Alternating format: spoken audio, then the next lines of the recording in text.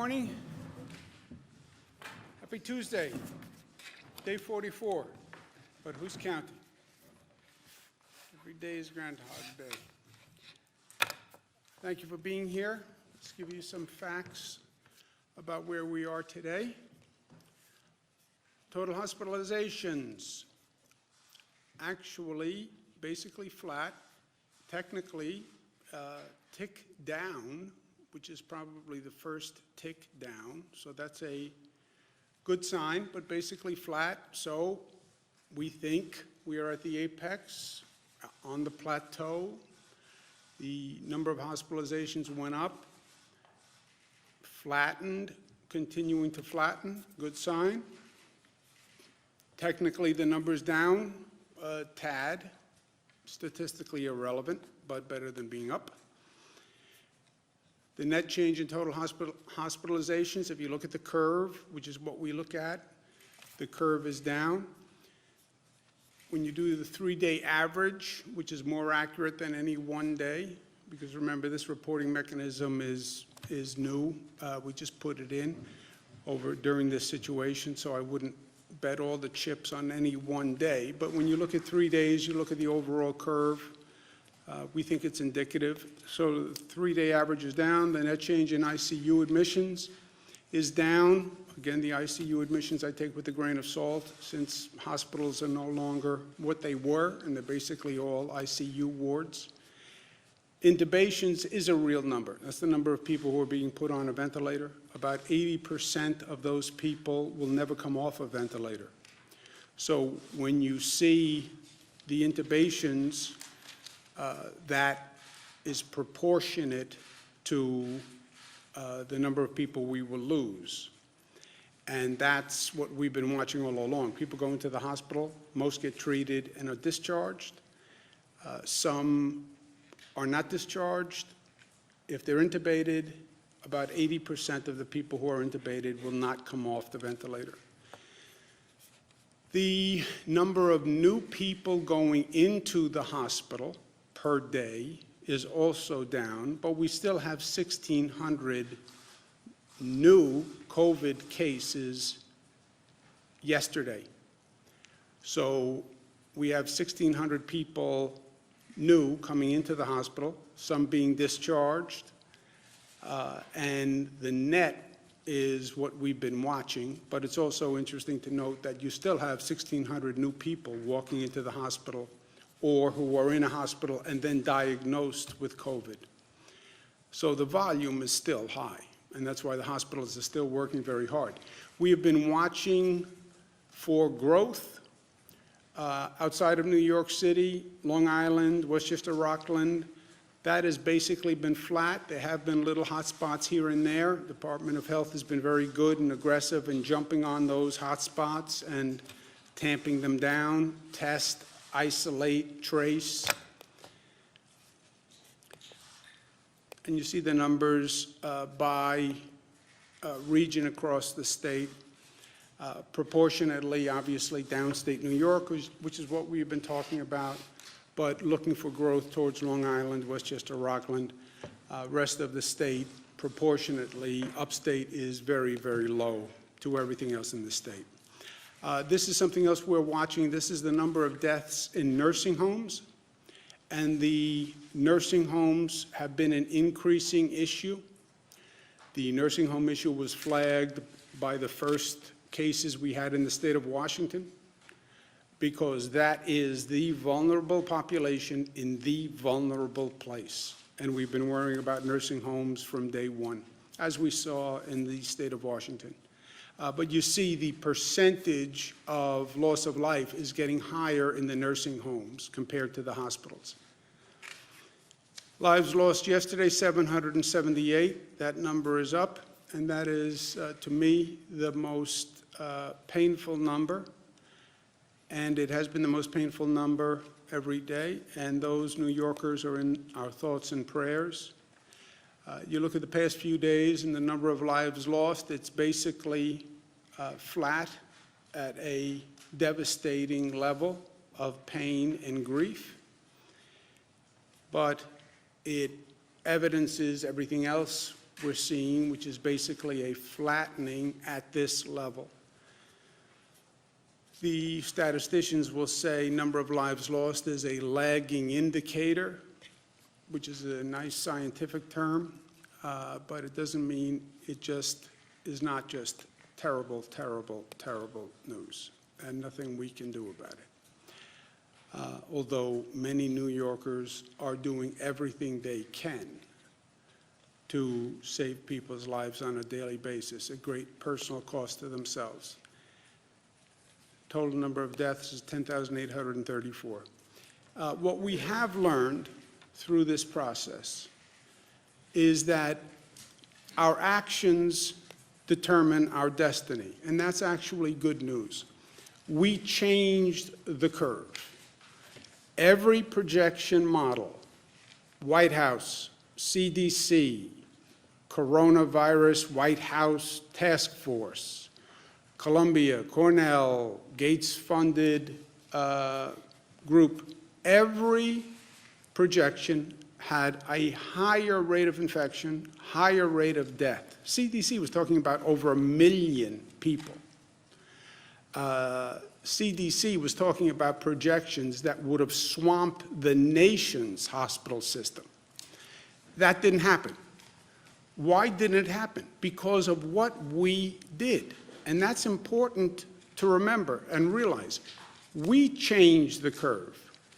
Better way to say it is we are changing the curve every day. We have shown that we control the virus doesn't control us. And this is a big deal. Look, we could have been in a place where we couldn't stop the spread of the virus. We could have done this whole lockdown, closed down, shut down, and you still could have seen those numbers going up. That would have been a frightening place. We should take some comfort in the fact that we have demonstrated that we can actually control the spread of the virus. Now, tremendous, dramatic pain to do it, shut down everything. But thank God we can control the spread. Can you imagine how bad a situation it would be if we did all of this and you still saw those numbers going up? You lock up your family, you protect them, but somehow the virus still infiltrated the house. That would have been frightening. So there is good news in this. But there's also a caution flag. We are, in some ways, artificially controlling that curve. We've taken all these extraordinary actions, and we are reducing the rate of infection. That means whatever we do today will determine the infection rate tomorrow. It is total cause and effect. So you stop doing what you're doing, or you behave differently, and you will get a different result. And that's important to remember as we talk about reopening. Everybody's anxious to reopen. I get it. I'm anxious to reopen. Cara and Michaela went out of the house. I trust you. They trust me. They love me. They love spending time with me, but they're sort of done with the entire experience. And that's universal. People need to get back to work. The state needs an economy. We cannot sustain this for a prolonged period of time. Everybody agrees. But everybody will also say how you reopen is everything, because of the first point, which is we are now keeping down that rate of infection. And if you start acting differently, you will see a corresponding increase in that rate of infection.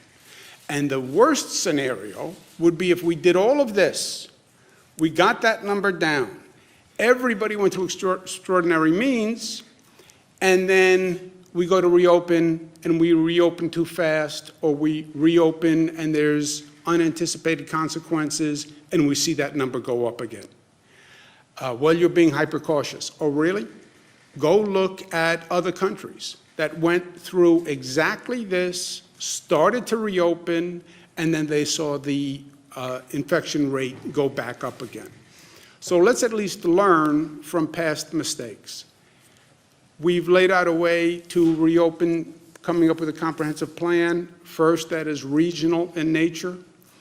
We have 7 states that we're working with. The virus doesn't understand state boundaries, doesn't understand that it needs a passport. You know, it defies all of our norms. So how do you put the best minds together in a 7-state area, come up with a regional strategy? Because the virus can get on Amtrak, the virus can get on a plane, the virus can get in a car and drive up 95. We're all connected. And in truth, since nobody knows where they're going, and nobody's done this before, let's think together and let's plan together. If we can't come up with a common plan, let's see if we can come up with a plan that's not contradictory. Let's see if we can get to a place where what Connecticut does, New Jersey does, is not counter to what we're doing here in New York. And that's the point of the 7 states working together.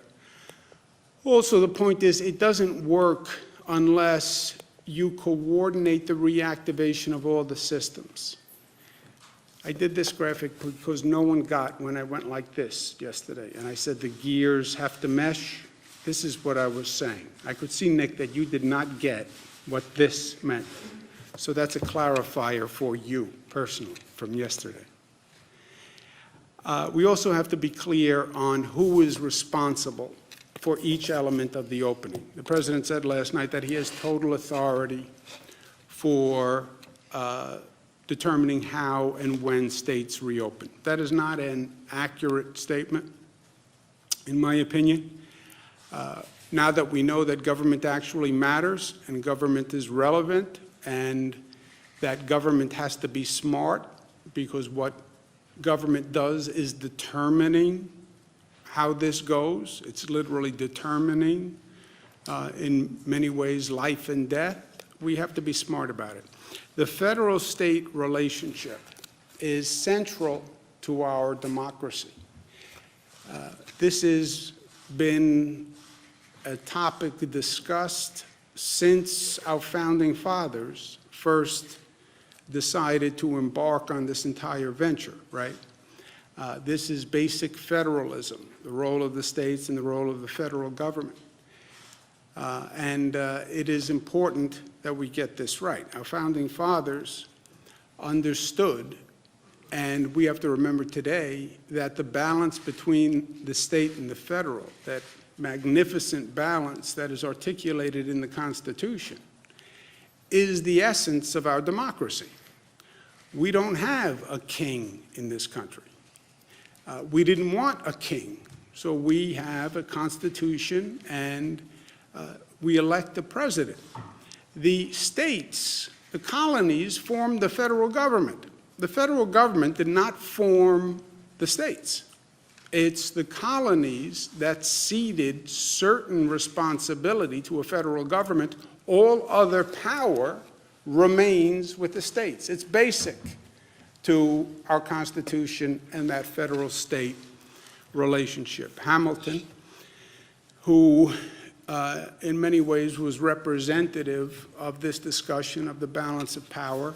State governments possess inherent advantages which will ever give them an influence and ascendancy, a beautiful word, over the national government, and will forever preclude the possibility of federal encroachments on the states. That their liberties indeed can be subverted by the federal head is repugnant to every rule of political calculation. Strong language, but that was the premise. So there are laws and there are facts, even in this wild political environment.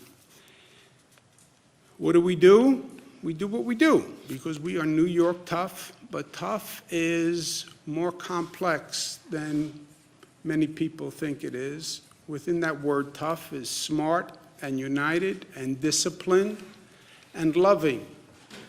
They are not, they're not inconsistent to be tough and to be loving. Let me make a personal point, not necessarily a factual point. The President did his briefing last night, and the President was clearly unhappy. The President did a number of tweets this morning where he's clearly unhappy, did a tweet about mutiny on the Bounty and governors are mutineers. I didn't follow the exact meaning of the tweet, but the basic essence of the tweet was that he was not happy with governors and that this was a mutiny. The president is clearly spoiling for a fight on this issue. The worst thing we can do in all of this is start with political division and start with partisanship. The best thing we have done throughout this past 44 days is we've worked together and we haven't raised political flags. Even in this hyper-partisan environment, even though it's an election year, even though the politics is so intense, we said, not here, not in this. This is too important for anyone to play politics. It was a no politics zone, right? This is just about doing the right thing, working together. And that's important, and we have to stay there. We're all in a little bit of a reflective mood. I'm in a reflective mood. And everything we do here is so important, and every day is so important. And I was thinking after the president made his comments and looking at some of the remarks and looking at the tweets, reminded me of a poster I saw when I was in grade school. St. Gerard Magella, Queens, New York, Catholic school.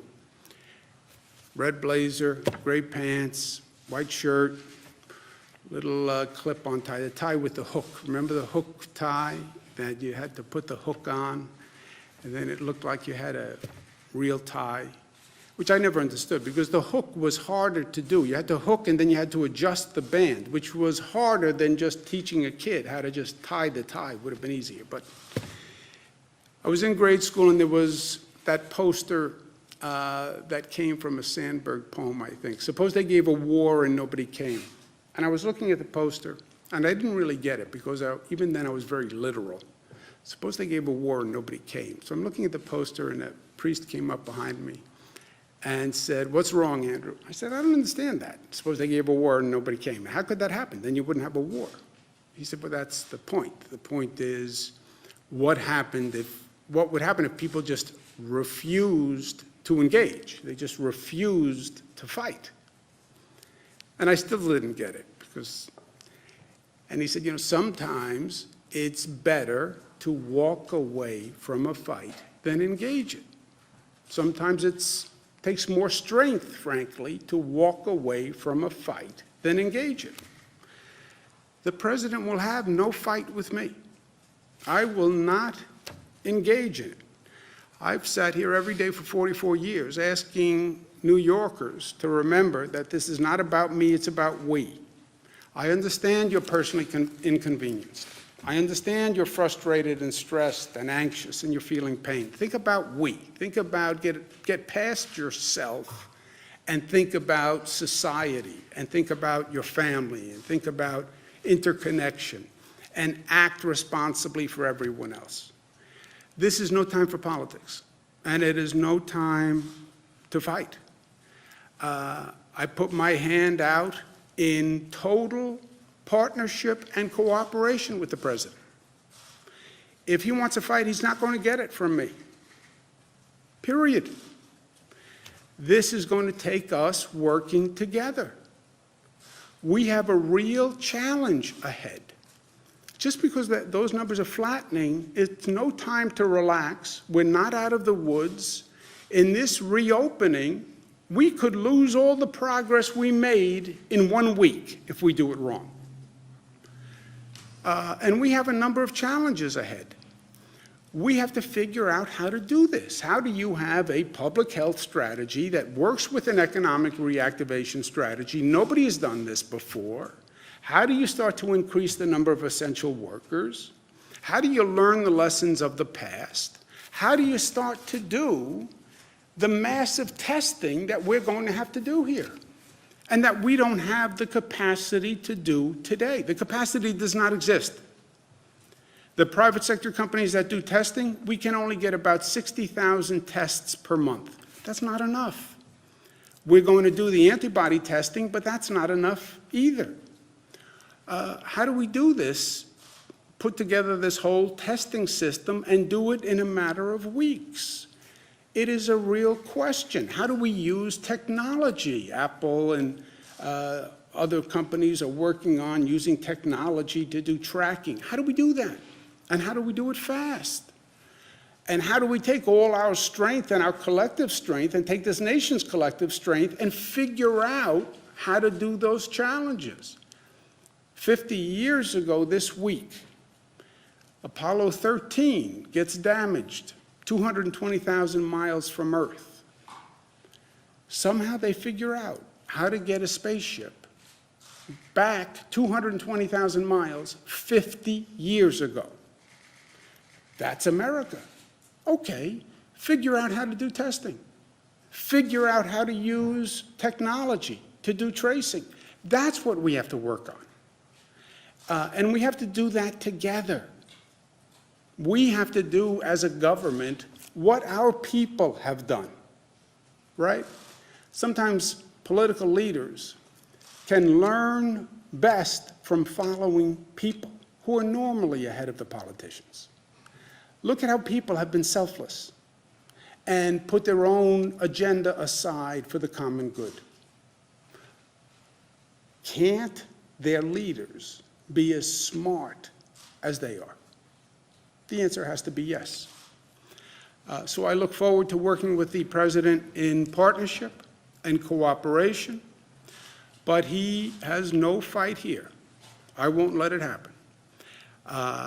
And look, unless he suggested that we do something that would be reckless and endanger the health or welfare of the people of the state, then I would have no choice. But shy of that, I put my hand out to say, let's do this together. Questions? Governor, how many COVID cases and fatalities are at specific homes like Ohio and Connecticut? You screamed first. You don't have the same endurance. I don't. I really don't. But screaming first matters. Governor, you're talking right now about making peace with Donald Trump, with the president, and yet you went on television 4 times this morning and were asked about it and opined about it repeatedly. You called him a king. You said that his press briefings were like a comedy sketch. Why didn't you just say no comment if you're trying to make peace with him? No, the first point is he does not have total authority. I mean, I'm a governor of a state.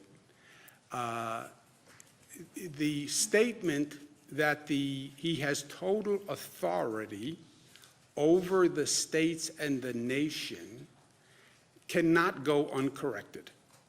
I mean, it's just a factual statement that is factually wrong. 10th Amendment to the Constitution. There's a whole body of case law.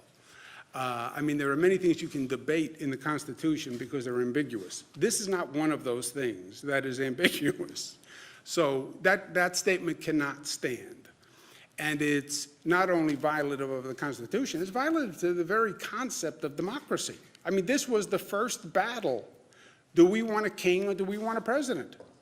And we opted for a president. So that statement cannot stand, period.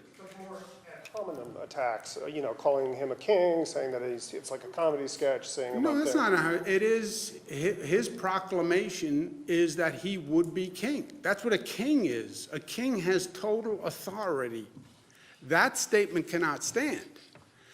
The whole mutiny on the bounty, the governors are mutineers, whatever that means, and whatever the rest of the theory was. I'm not going to fight. I'm not going to get into that fight. Look, I bent over backwards. He said a nasty comment about what it was, but he's right. I worked very hard to be in partnership with the federal government this past month. I worked very hard to stay away from politics. And he is right. I did call and say I need federal assistance. I did call and say I need possible overflow beds. That he is right that he did move very quickly to get us Javits and the USNS Comfort. And I said that repeatedly. And I praised him for his actions. And he was right there, too. The federal government has a very important role. I was a cabinet secretary. I did it for 8 years. I know how key the federal government is. Frankly, I know how powerful they actually could be in being of assistance. And I don't even think they were as powerful as they could be. And the federal government has tremendous, tremendous capacity that we need now. So, yes, he's right on all of that. He's right that we asked for cooperation and assistance. And he's right that he delivered.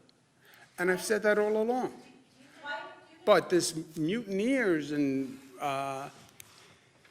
it can't exist. Why is it the state listing the name of nursing homes and how many COVID cases and fatalities are specific? I don't have anything specific to talk to him about today. There's no action item for us to talk about. Did you talk to him after what's been going on? I have no, it'd be my pleasure to speak with him, but we don't have anything that is,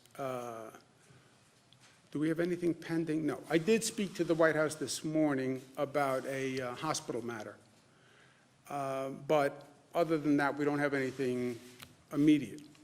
What was the nursing homes and how many COVID cases and Have you received fatalities any are- guidance from the president about your role in the reopening? You said yesterday that he hadn't given governors any guidance in their role. No, we haven't had that conversation.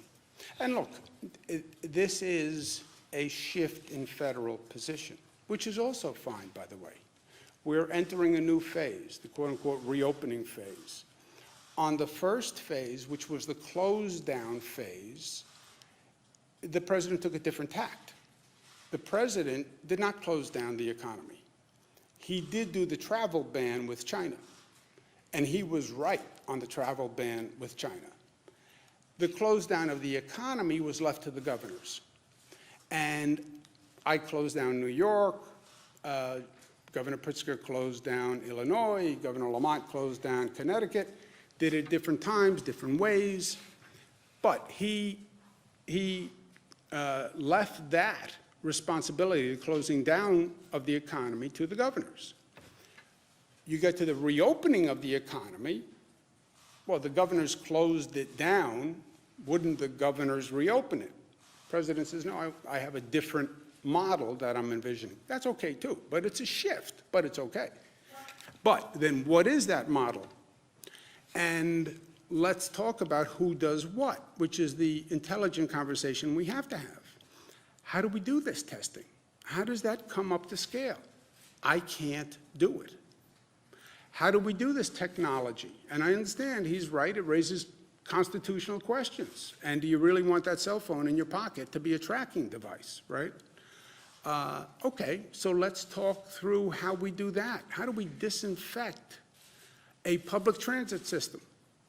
That has to be understood. How do we have masks for every New Yorker? How do we do that? How do we get 10, 20 million masks so we have that added protection? How do we get gloves? How do we make sure, God forbid, there's a second wave or there's another uptick, that we have the medical equipment we need after we just went through this horrendous hurry-up exercise? By the way, where's the funding for states to help do this? I'm broke. You know, there's no fancy way to say that. We have a $10 billion deficit. Well, the state should do this and do this and do this and do this. I don't have 2 nickels to rub together. And the past federal legislation didn't give us anything. The only thing it gave the states was some Medicaid money. It doesn't give us anything to do any of this. They talked about it in the next package of legislation, if there is one. But that's the intelligent conversation to have. Now, Will he with you about it right now, or will he have this conversation with you? yeah, I have always had an open line of communication with him. I mean, there've been times in the past when he hasn't been happy with me, and I haven't been throwing bouquets to him, but we've always communicated, and I'm sure we'll communicate now. But I just want to make my position clear. I am not going to fight with him. I don't want, this is no time for any division between the federal government and the state governments. And the governors who I work with, Democrats, Republican governor in Massachusetts, it's not a political conspiracy. Governor Baker's a Republican. This is not about Democratic or Republican. It's just not. This is about New York, 10,000 lives lost. These were not 10,000 Democrats or 10,000 Republicans. These were 10,000 people, period. Forget the darn politics. Everyone's tired with it. Why is the state releasing the names of nursing homes and how many COVID cases and fatalities are specific homes, like Ohio and Connecticut's doing? Legal experts say that there's no HIPAA issue here. Okay, do you want to speak to that, Dr. Jim? We put out the nursing home death data by county yesterday, and as you could see, some of them had one case. What we're worried about is personal privacy protection, working with the Department of Health. There's there's about 600 nursing homes in the state. This goes for hospitals as well. There's some very small hospitals where they report out 1 or 2 deaths a day. We just want to go through the data and make sure we're not releasing any potential personal information, and as soon as that's done, that will be made available for people. So that's why we put the aggregate numbers out by county. That's what we're going through. We're getting reports of specific outbreaks at different nursing homes, so it's hard to tell. But, you know, are there any nursing homes in particular that the state's seeing a huge problem at? We're seeing issues, like I talked about yesterday, in hospitalizations in different parts of the state. We look at total beds being used, we look at deaths, we look at all of that. In certain downstate parts of the region, New York City, in the outer boroughs, and Nassau County, we have seen increased cases, but that has gone across the board, whether it be hospitalizations or nursing homes as well. So that's now part of the county data that you do see. Ms. Hogan. Yeah, earlier you said that there's been 60,000 cases that you guys have the capacity to do a month. But, so one, is that true? 60,000 a month. But then Mayor de Blasio said that they're going to start being able to do 100,000 tests a week. 50,000 homegrown efforts, 50,000 purchased from an Indiana company. So how does that coordinate with state efforts? And again, is that 60,000 capacity correct? The signed on the dotted line, what's happening with the testing companies is the same thing that happened with medical equipment, PPE and ventilators. There are just a handful of companies that produce the private tests, and they're all private tests, by the way. A handful of companies that do it, and now every state is going to those companies to buy the tests. I've spoken to the head of the several companies myself, and they have a limited production, and now they have to allocate it to 50 states. And we're again in a bidding war competition with other states. I would say to the federal government, you take that piece. Don't replicate the 50-state pandemonium. You want to talk about an increased federal role. Let FEMA do the testing. FEMA should have, in my opinion, done all the purchasing of the medical equipment, and they should have allocated it. Why am I now competing for private testing capacity and private testing machines with Illinois and California? I want to get out of the eBay competition business for vital medical equipment and now vital testing. I would say to the president, you take it. God bless you. Because you have different bids and different promises from companies to different governments all across the country. Like I bought 17,000 ventilators, and then I didn't get, we only got about 3,000, 2,500. The same thing's going to happen with the testing. The city can get 50,000 made a Well, week, that's but the what, state can't. well, they're told that from a company.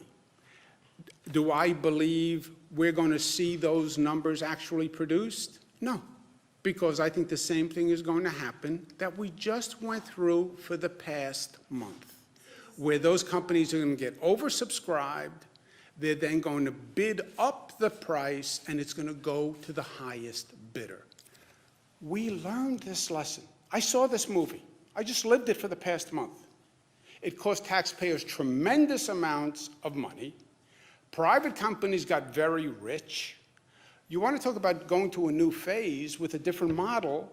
Let's inform it from the past model. Tell FEMA, you buy all the tests for the country, allocate them by need. This is where the cases are.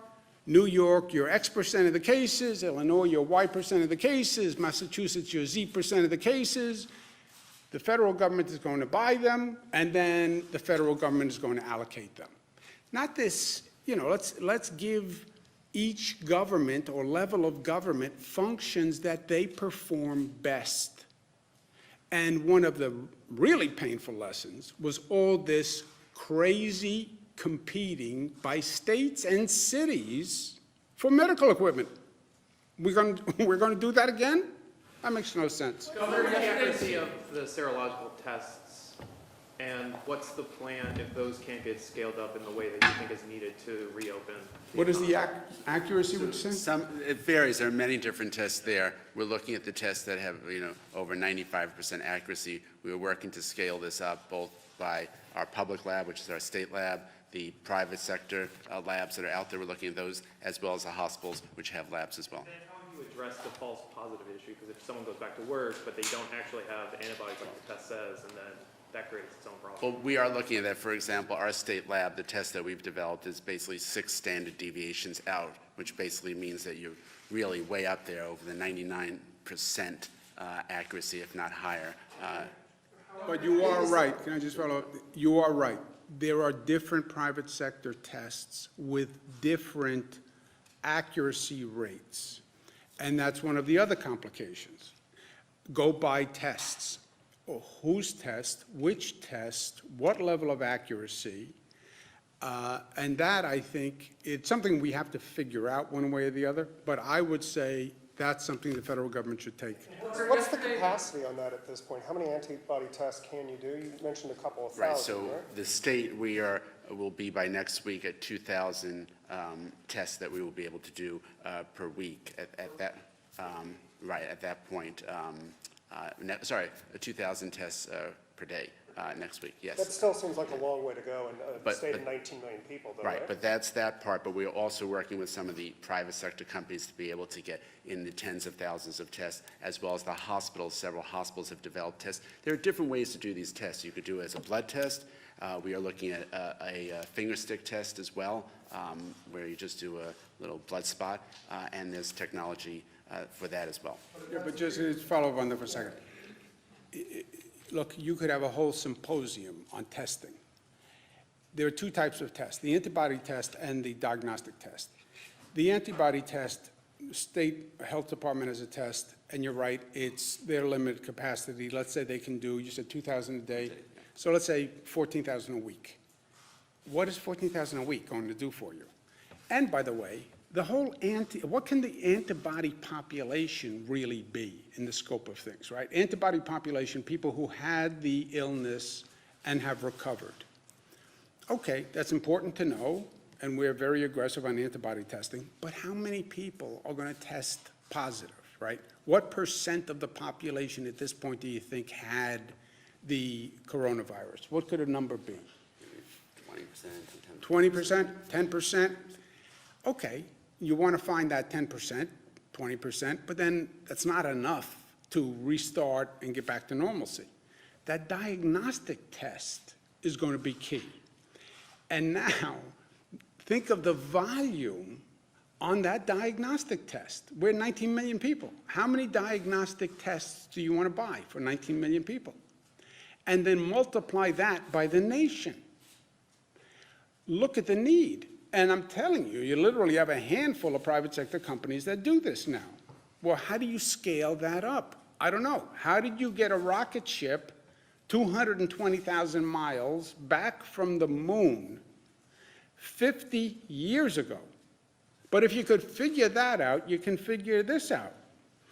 And if the federal government wants to know a valuable role This is going to be a key element to all of this. Basically talking about testing everybody for coronavirus in the entire state as a prerequisite to getting the. No, no, no, no, no. No, you would never get there. If you said that was the prerequisite, you'd be closed ad infinitum. But you want testing capacity as a tool where businesses can use it as a tool. You want temperature taking, right?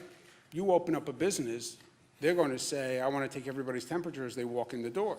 All right, how do you take the temperature of 500 people walking into a business, you know? Just think of all the things you have to do, and then divide it between the federal government and the state government. We have to clean all the buses and all the trains. We want to clean all the park benches. We want to have a disinfectant solution where we have a cleaning protocol that we've never had before. We want the technology to do the tracing once we find the person who is positive, and we can retrace them through the technology. How do we balance that with individual liberties? There's a lot to do here. And the states cannot do this on their own. I'm not shy about capacity. I'm very proud of what we do in the state government. When I tell you I can't do something, it's the first time you've heard me say that since I've been governor. But I'm telling you, we can't do this. Joseph? Earlier, when this entire thing started 40-some odd days ago, you had said that COVID in a nursing home is like fire through dry grass. It was one of the first areas where there was a complete lockdown. People couldn't come in and out. So why is it that we're seeing hundreds of people dying in nursing homes from COVID? Like, was there lax You can't, inspection? because you cannot stop it, Joseph. You cannot stop it. Look, we have no visitors going to a nursing home. You want to hear, talk about a harsh policy. No visitors, it must be close to a month. You're in a nursing home, you can't get visitors. The staff has to be checked when they come in every day. But by the way, taking somebody's temperature, that's not a foolproof mechanism.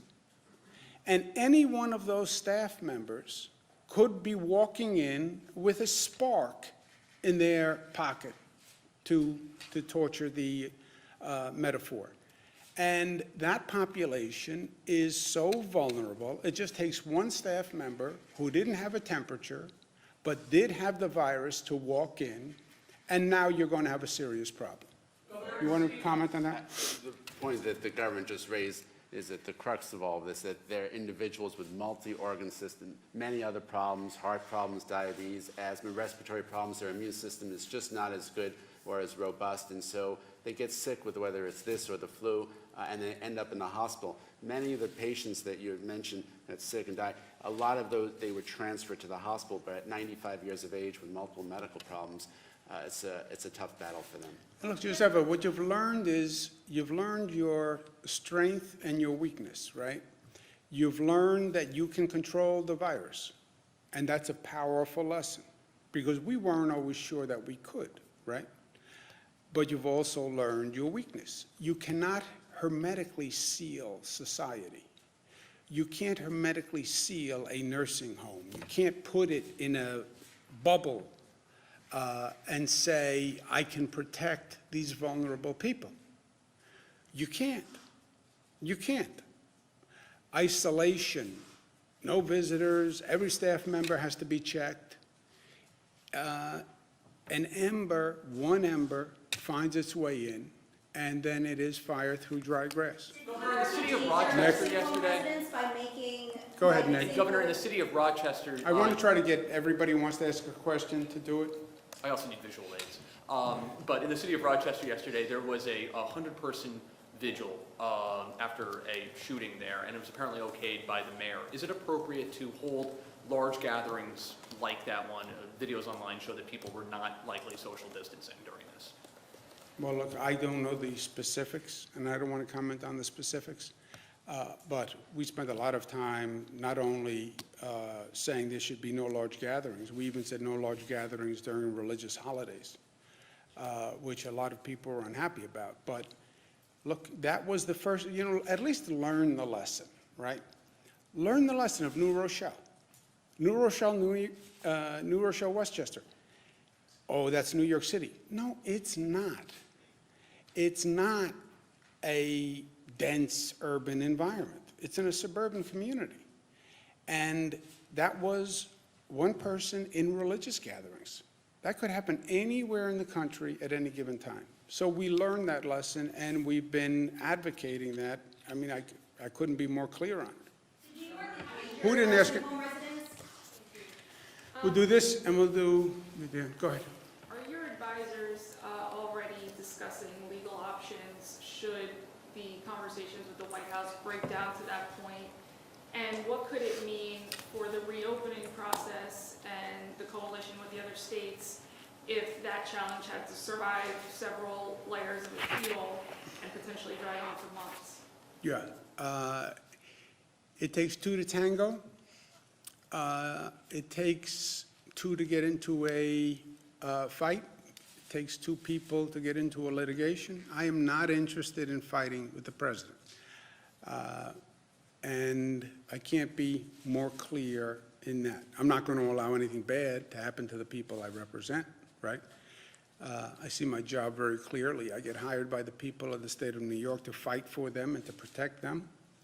I'm trained as a lawyer/advocate.